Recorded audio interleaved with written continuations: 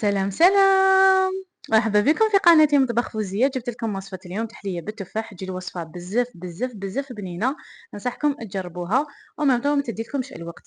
عندي حبة تاع تفاح نغسلوها ونقوها من الوسط. من بعد نجيبها في مول، ندير شوية تاع زبدة، من بعد ندير معاها قرفة وندير معاها عسل طبيعي وندخلها للفرن. من بعد نجيب 3 ملاعق كبار تاع الشوفان، زدت لهم شوية تاع حليب، اي حليب عندكم، انا درت كونديا. أي حليب، يعني أي حليب تواجد ديروا له حليب، ما تكثرولهاش. من بعد زدت معاه قرفة، وزدت معاه زبدة الفول السوداني كريمية ملعقة صغيرة، وزدت عسل طبيعي، وزدنا قرصة تاع ملح ونخلطوهم. من بعد نجبدوا التفاح تاعنا، نزيدوا معاه الحشوة تاعنا.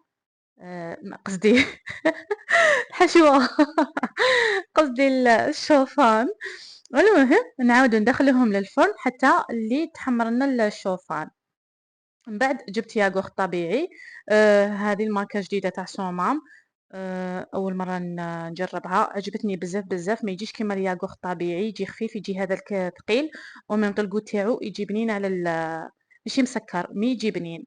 مع تالي زدت شوية تاع قرقاع وزدت معاها دبسة تمر. جاتني الوصفة بزاف بزاف بنينة.